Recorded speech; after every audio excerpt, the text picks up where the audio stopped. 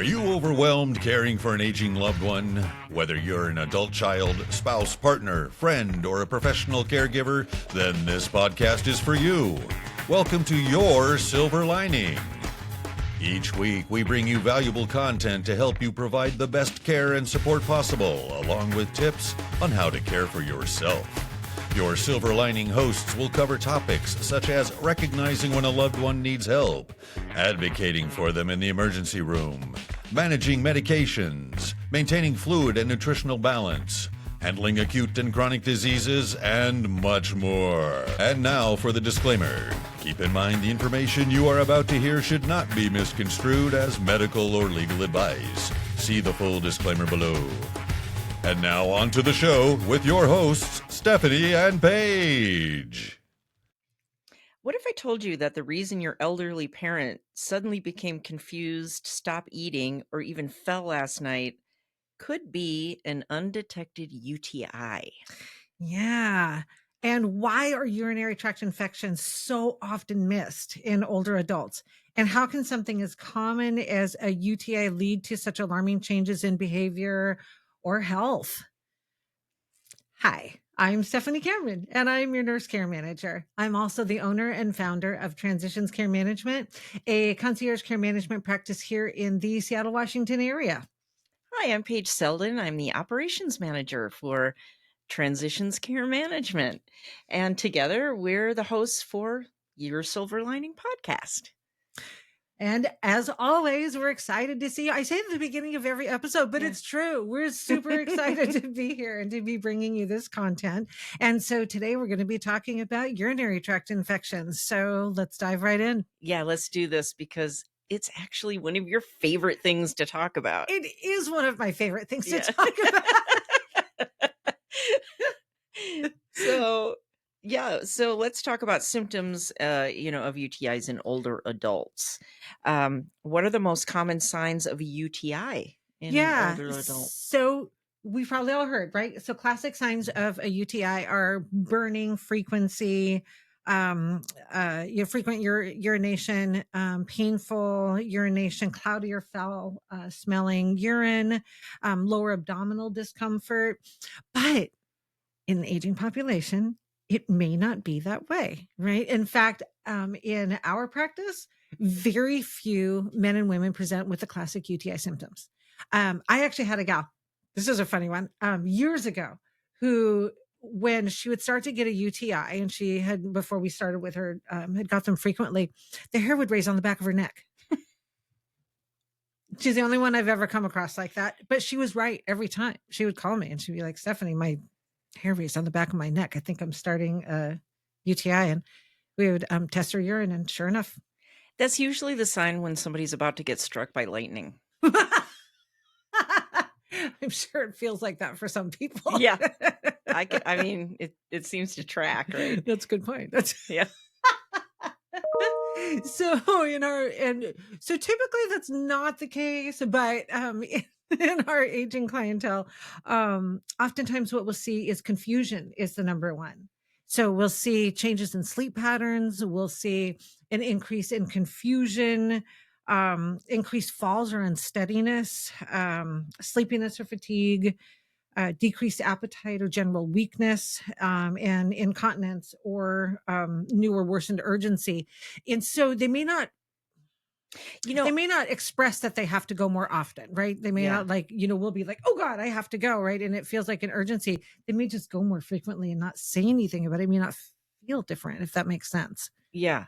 I think another big symptom is mood changes. Yeah.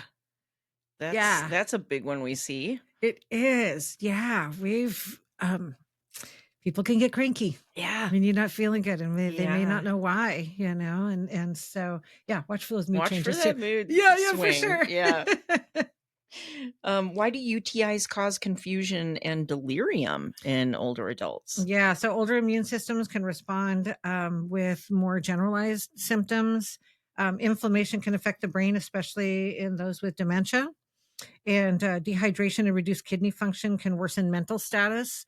And, you'll hear us talk a lot through this episode and other episodes about hydration.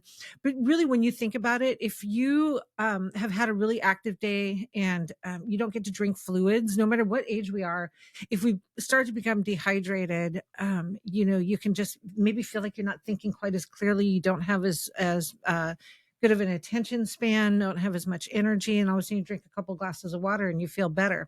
Well, imagine somebody who's older and has multiple comorbidities, polypharmacy, taking lots of different medications, they become dehydrated, and then add a UTI on top of that, and it's a perfect storm for Well, for it kind of complications. makes me wonder, like, if somebody has a UTI, Mhm. they might not want to stay hydrated because they would have to go to the bathroom more frequently, causing more pain and so on, Yeah. and then making it worse. What And an amazing point. Yeah. Yeah, that is such a good point and so true.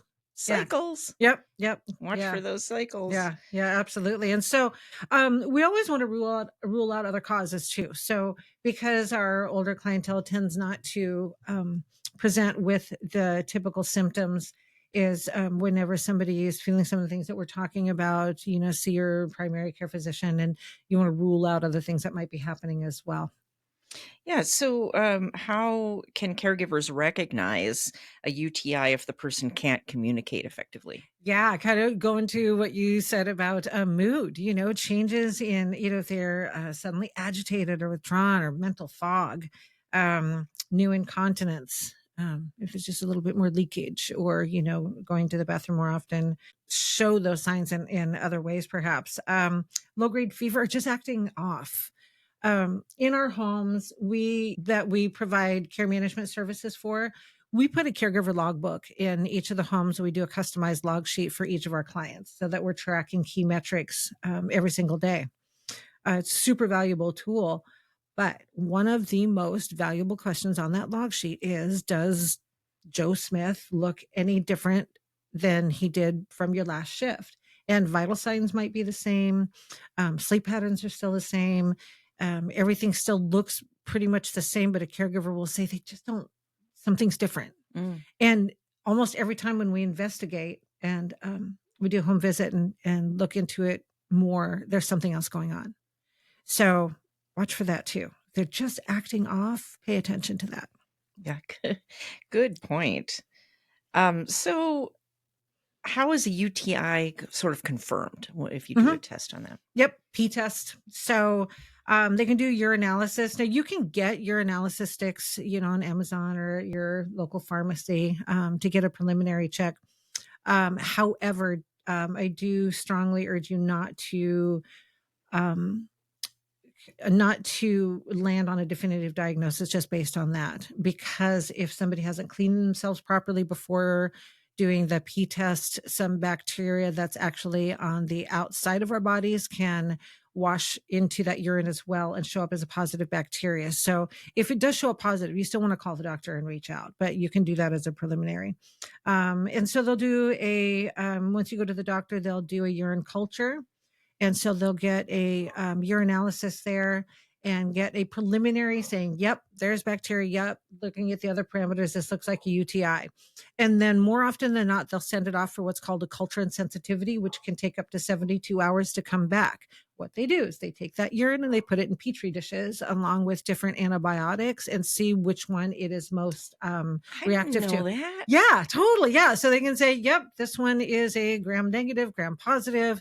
And this one responds well to cephalexin. This one responds well to Bactrim. This one, so yeah. I would have thought they would just treat them all the same. I mean, it's a UTI, right? Yeah. So that actually a great point is that there are common threads to UTIs. Like I think the most popular bacteria that we are populated with when it comes to UTIs is E. coli. So that's the number one, but it's not the only one. Right? It's cool stuff. I can see why you like it. Right? You're kind of like a science nerdy type. I'm very Not much a kind nerd. of. You're 100% a science nerd. I love this stuff. I love learning about how the human body works and in response to even subtle things that we do or expose ourselves to. It's really cool. So much fun. That's why I like hanging out with you. It's never a dull moment. So, should cloudy or smelly urine be tested? Yeah.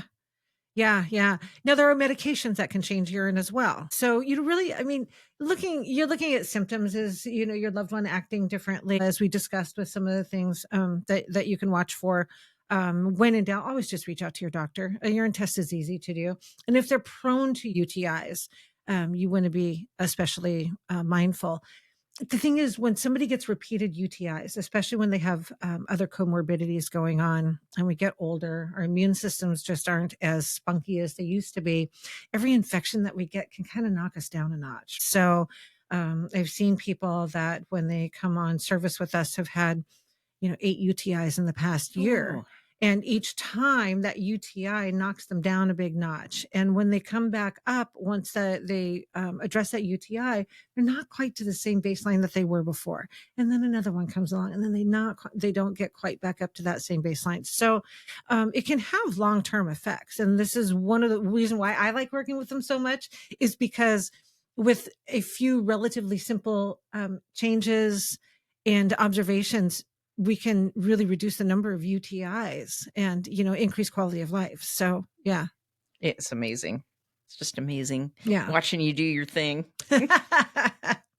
So, I guess, I've, talking about treatments, and we've sort of almost covered this, but what are the UTI treatments for older adults? Yeah. So, typically if, it's definitely a positive result, they'll go for the antibiotic first. And then in support of that, you want to encourage good fluid intake and, a good diet and, reducing the amounts of sugars and caffeine, because those can kind of tick off a UTI. It can make them worse. So heating pads, on the lower abdomen can help, pain relief. So you can talk to your doctor, should they do Tylenol or an over the counter.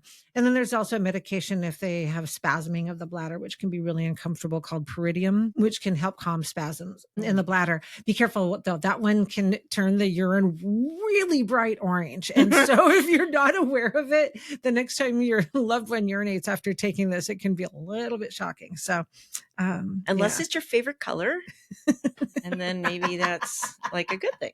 It's not so bad, right? So yeah, and then with the antibiotics, let's go back to that one really quick too. There's a number of antibiotics that your physician can prescribe for them. Typically, they'll prescribe, just what is actually needed. There's some pretty heavy duty ones out there as well for more resistant UTIs and more severe UTIs. Those ones you want to talk with your doctor about, because they come with their own list of risks and side effects. Like for instance, of fluoroquinolones, like ciprofloxacin, can have negative impact on tendons, right? It can make them more likely, especially the Achilles heel, from what I understand, to rupture. Yeah. Right? Yeah. Yeah. So I've never seen it in my practice, but I know that there's risk. I'm picturing one of those shades that you pull down and it just goes up and flaps around. Yeah. Ouch. And for anybody who's experienced that, I can't even imagine how painful that must be. Also very low risk of like aortic aneurysms, kidney issues. So talk with your doctor, understand the risks versus benefit. And then really it's about the long-term prevention and support. Yeah. Which is what you're so good at. What side effects or risks should caregivers be monitoring? When they're taking medications, if they're taking one of the bigger gun antibiotics, like we talked about, is really watch for those risks and ask your doctor if there's ways that you can reduce the chances of those risks, or just ask them what to watch for. Watch for new onset confusion, repeated diarrhea. And we bring this one up in this episode because somebody who has chronic UTIs and frequent antibiotic use may be at a higher risk for C. diff, which is highly contagious, hard to treat, and requires even heavier duty antibiotics to treat. So if somebody has repeated episodes of diarrhea, and I can't describe the smell, but it has a different smell than diarrhea. It's really distinct than somebody who's has loose bowels. And so, but no matter what, whether you think it smells different or not, but if they have frequent episodes, you want to reach out to your doctor right away. That's not something we want to mess with. And then you want to take precautions. Wearing gloves, making sure surfaces are cleaned and sterilized, because you don't want to be sharing that with anybody. Yeah, or catching something. Yeah. Yeah. Wow. Oof. Yeah. And then the other thing, as far as side effects, of course, you're going to want to be aware and report those to your doctor if they become concerning. But we also want to make sure that they're taking the full course of antibiotics. And so you don't want to stop the antibiotics for your loved one because your loved one says, this upsets my tummy. Reach out to your doctor, because by stopping an antibiotic, let's say the symptoms start to get better. Oh, it kind of upset mom's tummy. We're just going to stop them at 3 days rather than 7. I'm sure it'll be fine. That can build up more resistant bacteria because you're getting the weak bacteria, right? So in the first couple of days, it's getting rid of your frontline bacteria guys, the ones who are the sacrificial lambs, right? We're going to wipe those out. But the big guns, the heavy duty guys, the strong guys in the back, those ones survive. And so then that antibiotic may not be as effective for them. So this is how we build up antibiotic resistance, is my understanding. So you want to make sure you take that full course of antibiotics. If the one that they're currently taking is not working, talk to your doctor, as we said, and get on something different if this one isn't appropriate. I always struggle with them because, it's so rare that I have to take an antibiotic. And then it's always like, every 4 hours or something. So I'm waking up in the middle of the night to take it, or, doing, and then I'll forget, and so there's missed doses. That is a great, actually, observation. Ask your doctor about that, right? So when an antibiotic says 4 times a day, people will time that out every 6 hours and set an alarm in the middle of the night. It doesn't always have to be the case. So ask your doctor when they prescribe it and they say, take this 4 times a day. Say, do you mean strictly every 6 hours, or can I do it 4 times a day during the hours that I'm awake? Because oftentimes they'll say, oh no, when you're awake, don't get up in the middle of the night to do it. Oh. Yeah, right? Yeah.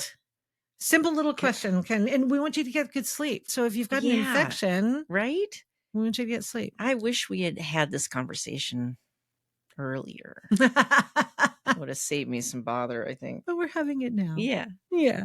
Yeah. Thanks, buddy. You're welcome. Anytime. I got you.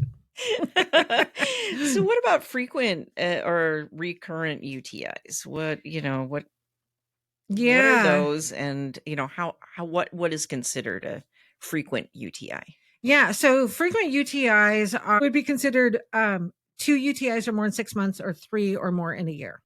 And so in those cases, we treat those a little bit differently.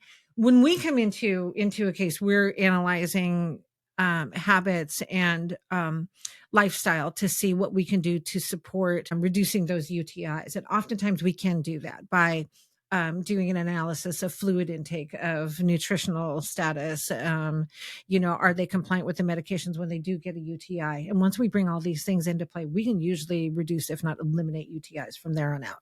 That's why I like working with them so much, but it requires quite a bit of oversight and research and analysis and that type of thing. So if somebody does have chronic UTIs, and let me also say that as a family caregiver, or, somebody who's caring for a loved one, you just may not have the time, right, to do all this and to really be on site and overlooking and monitoring how much they're drinking and, really keeping track of that. And that's okay.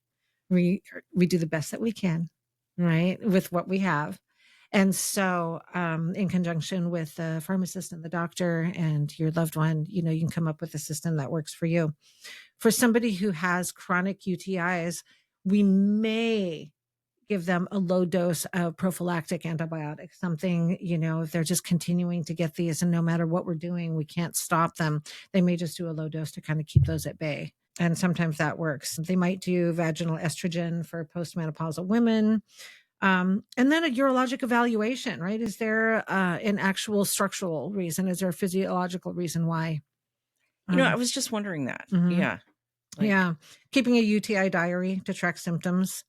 is another way. And then finishing the antibiotics. That's a big, big, big one. So, we talked about the weak guys of the antibiotics right at the front of the lines.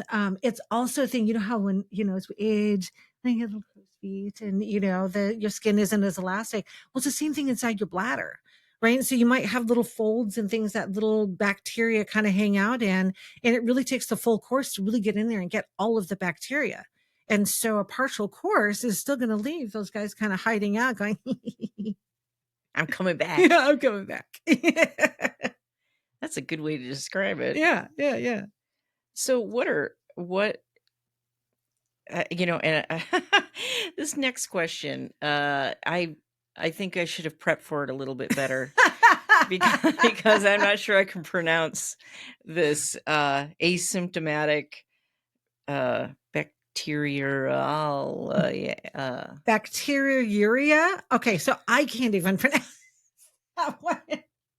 That one takes a medical degree. Yeah, so we'll actually put that one in the links and stuff down below. So you can work on that one yourself. Yeah. But basically, what it is the presence of bacteria in the urine with no UTI symptoms, and I actually see this pretty frequently in our practice. And I'll tell you a story about a woman who was naturally, we just call it being naturally populated with bacteria. And she was having issues with when she would have a bowel movement and strain, she was fainting and paramedics would be called. She got taken to the ER on 3 different occasions and they tested her urine. It's like, oh, she has a UTI. And I was advocating, it was like, she does not have a UTI. She is naturally populated with bacteria because it was low levels that they were finding, and they'd put her on antibiotics and send her home. Then it happened again. And by the 3rd time, I finally got people to listen to me. And then they were like, oh, no, it's a vasovagal response. So it had nothing to do with a UTI. She had no other symptoms. She had none of her classic symptoms for UTI, except for the fainting when she strained to have a bowel movement. But because she had that bacteria in her urine, naturally, in her body, naturally, they assumed it was a UTI and treated it that way. And it made it so that they did not diagnose what was actually happening. Wow. So this is a really important one to be aware of, especially when there's something else going on in your loved one's body that needs attention. But the first thing that comes back is a positive urine culture. And it's just like, yep, that's what that is. It's just a UTI. And so it can miss really important diagnosis by assuming that. Wow. That is really good information to have. Yeah. And we typically won't treat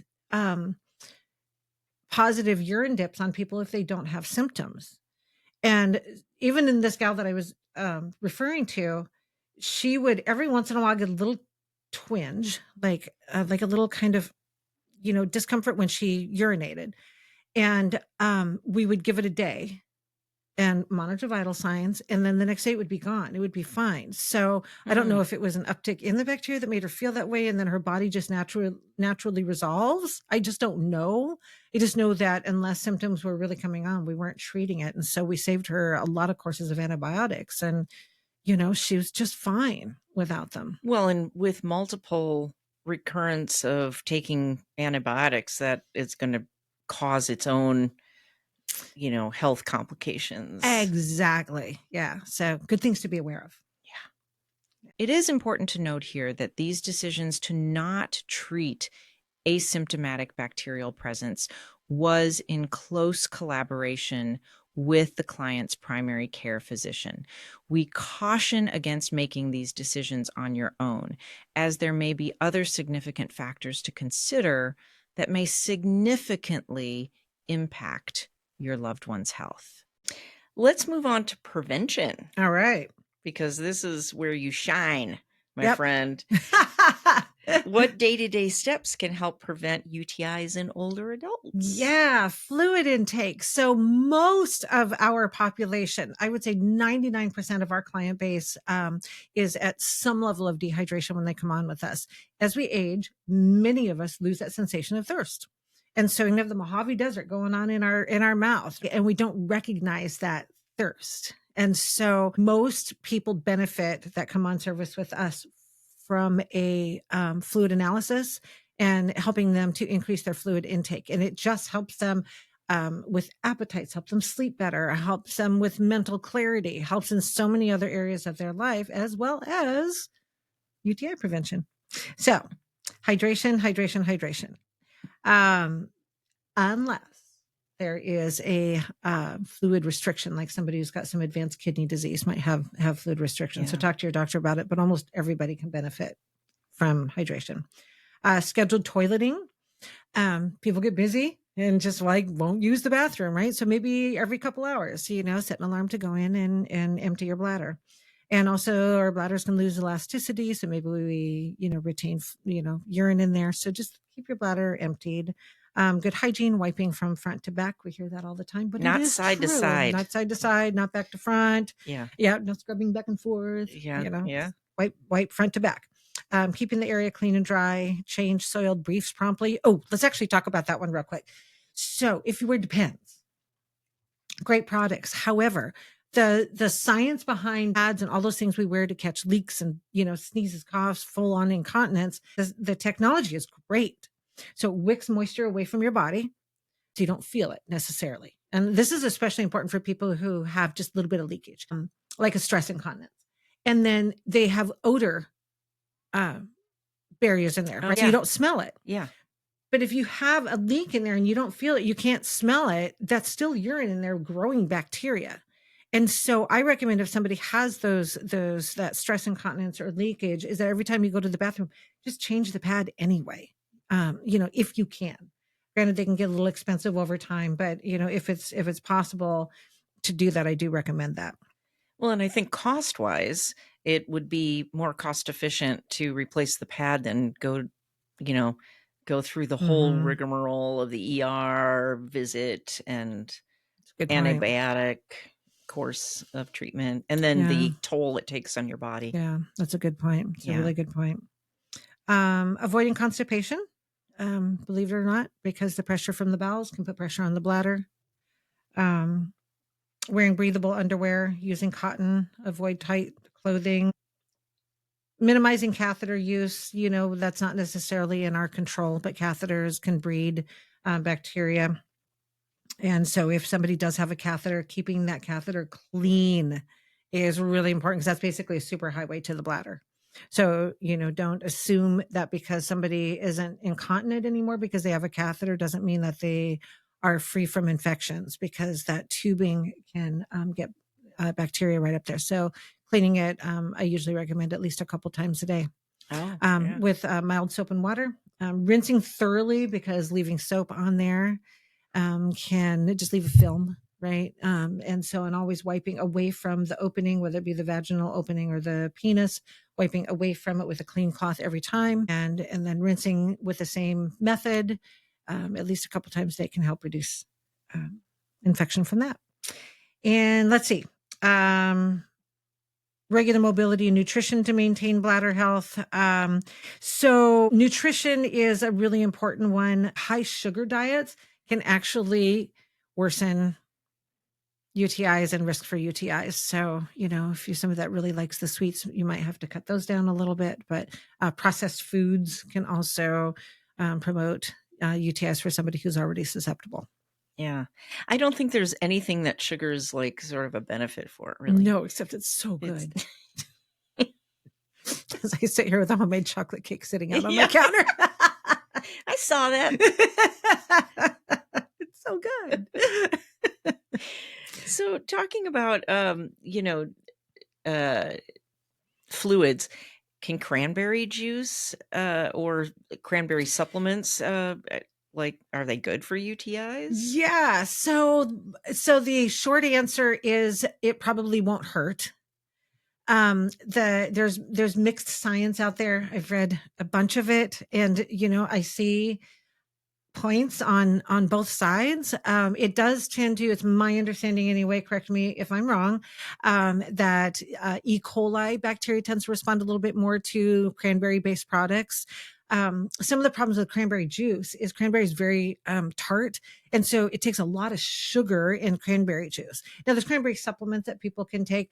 I've had people use them really successfully, but how do we we're also putting other things into place, like, supporting fluid intake and proper rest and nutrition and all of that other stuff. So is the cranberry making a difference? I don't know. Right. But like I said, the evidence is kind of mixed on that one. And the way it works basically is will discourage the E. coli bacteria from kind of clinging to the bladder walls and becoming a problem. Hmm. It can be used as a complementary method. I don't know if I would do it as a replacement. Work with your doctor on that. And then it's generally safe. If you're taking warfarin, ask your doctor about it and see if they're okay with it. So, what about other supplements like probiotics, vitamin C, vitamin D, Yeah. So manganese, mayonnaise? D-mannose, I think. Yeah. Oh, this is a good one. So probiotics, there's inconclusive evidence. Are they harmful? Probably not. If you feel like they work, then, go for it. Vitamin C, there's little evidence that vitamin C is preventative for UTIs. And then D-mannose is promising in some studies, especially for like recurrent UTIs. So talk to your provider always before starting supplements, just in case there's anything else that they might interact with. Yeah, especially if you pronounce them wrong like I do. You could be like really treating it very ineffectively. Are there vaccines for UTIs? No, unfortunately, there's not. So there's ongoing research, of course, but nothing yet. Yeah, right now, focus is on prevention and early detection. So how does diet and fluid intake impact susceptibility to UTIs? Yeah, like treatment and prevention. Yeah, so like what we touched on, it's huge, right? This can be one of the best things that you can do to help your loved one prevent UTIs, and that is making sure they're getting really good fluid intake. And fluids come in all shapes and sizes, by the way. It's not just water. Right. And so we talk about that in other episodes too. So now it's not soda pop and it's not, liquor, beer, and wine.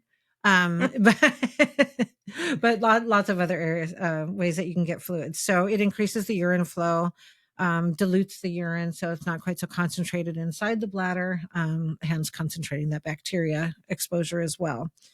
And so general recommendation is 6 to 8 glasses of water per day. There's lots of factors that play into that with regard to what other comorbidities you have going on, medications that you're taking, level of activity, and then of course, kidney function and health. If you've got advanced kidney disease, then that fluid intake is probably going to be lessened. And so your doctor would talk to you about that. What about caffeine? Like what's the deal with caffeine? I mean, can that, I know, I've heard all kinds of stuff like, oh, it's a fluid, oh, but it's a diuretic, or it's, Yeah. So I honestly count it as a fluid. I mean, as long as that's a great question. As long as somebody's not drinking like 12 cups a day and that's their only fluid, but if they have a cup of coffee in the morning, is it going to have that much of a diuretic effect? Probably not. So I'm seeing fewer and fewer doctors that are saying, no, you cannot count caffeine anymore. So, I mean, it's made with water, it's right? made with water. It's bean water. Come on. Yeah. I think as long as you're getting a really good, fluid intake throughout the rest of the day, I count that cup of coffee in the morning. Good. That's me. Good. I like that. I like it.